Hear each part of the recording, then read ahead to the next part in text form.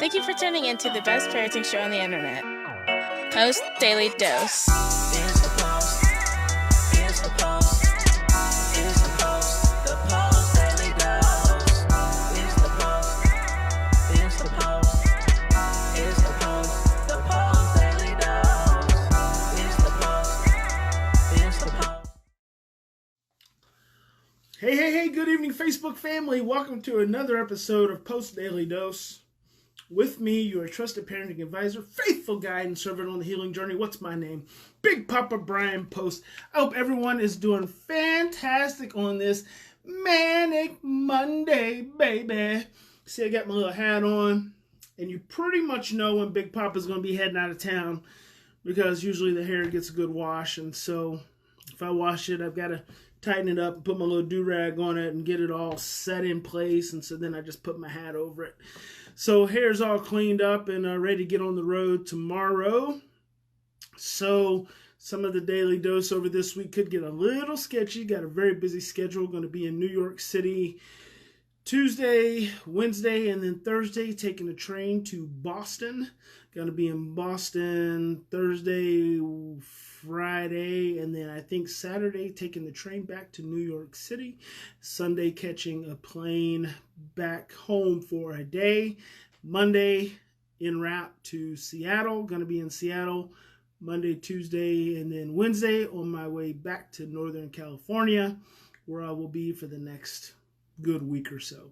So it's going to be a busy couple of weeks. But anyway, I'm going to talk to you guys this evening about parenting young adults, especially young adopted adults, young adults with trauma history. I had a question. I tried to find it. I couldn't. Was looking back through some of the notifications, and I couldn't find it. But I remember the gist of it. Adult son, 20s, adopted, has gone away to college, has come back home, and he stress eats, but he's in good shape. I think he's a lifeguard or something, but it's creating the food, the amount of food that he eats is creating some tension between him and dad. And so I want to spend a little time talking about that because I feel like parenting your young adult children is an extension of parenting your children as teenagers. And so this is, I feel like, beneficial probably for both groups, both audiences of parents.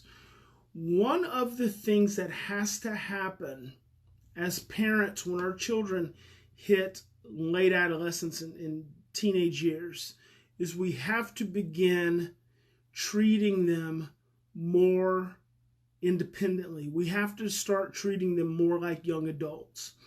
Not necessarily that they are. We have to start treating them more that way. And then allowing them to have more flexibility, more control over their lives, yet still understanding that emotionally they're probably not at that place and not even ready for it. So we have to be prepared to catch them when they fall. So you let them fly and then be prepared to catch them when they fall. And over time, what that does is it lessens the tension in the relationship between the parent and the teen that usually occurs around the teenage years. And it increases the connection. It increases the trust. It increases the communication because you're not trying to control your child anymore. You're actually allowing them opportunities to mess up and to make some bad decisions without the judgment and without the shame and without the criticism that a lot of times comes, especially into the teenage years, parenting in the teenage years.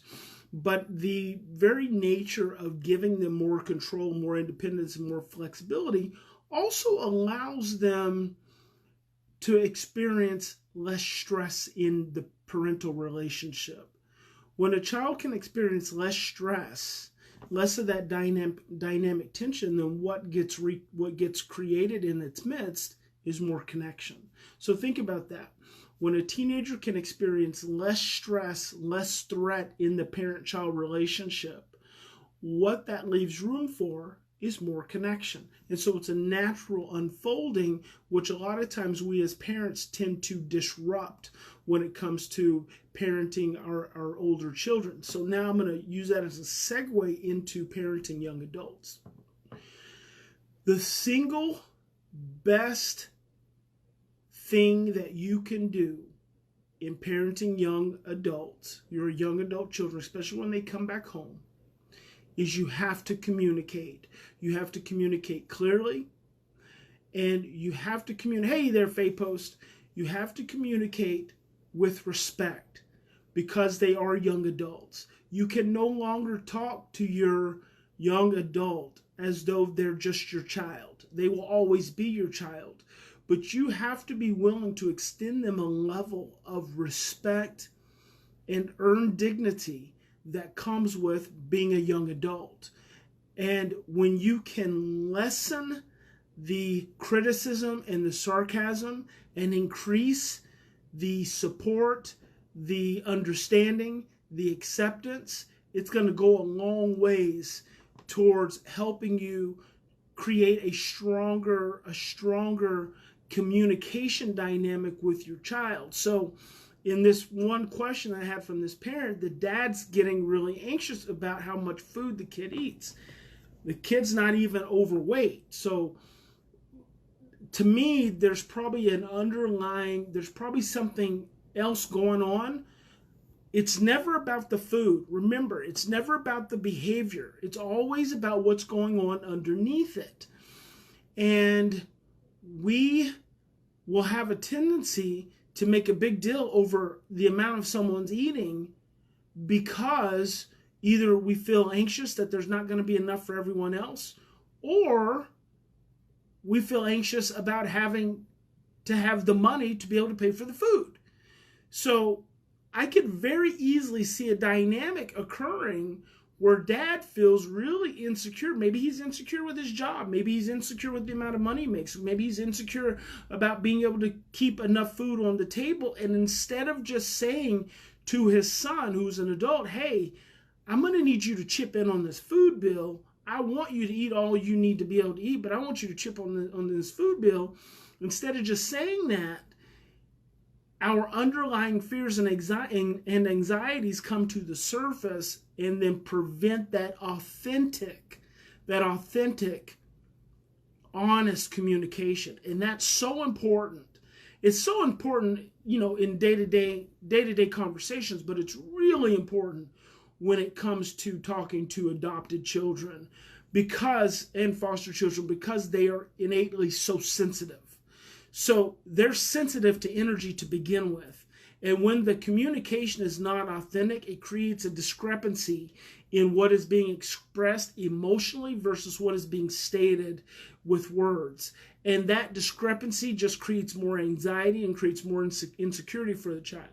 So in a situation where your child is eating a lot of food and it's a money stress issue, just be straightforward.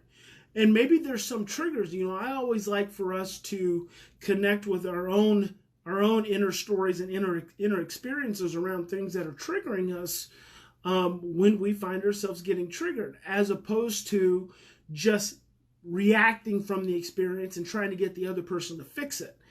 Think about what your own fear is. Think about what your own anxiety is. Breathe into that, acknowledge that, honor that, and maybe even share that. We are not doing enough with sharing our deep emotional insecurities and fears and traumas and pains with the ones that we love. And I'm going to be honest with you, this is something that probably more than anything, the dynamic I open up when I do family consults and when I do camps and stuff like that, I just open up an emotional dynamic. And when I open up an emotional dynamic, the significance is that the emotional experience of who we are makes up 80% of everything that we go through. But we want to discount the emotional experience to only the 20%.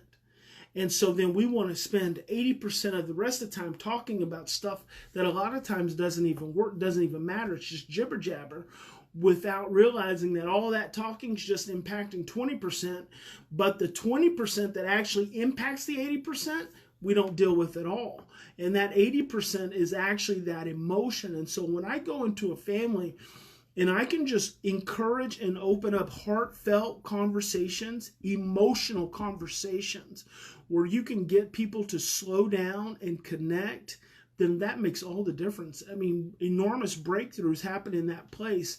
And I want to say that again to you, because that's the paradigm shift.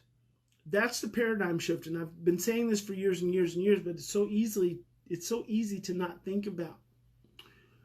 The challenges that you are having in your family and in your relationships right now are not thinking challenges. They're not even word challenges.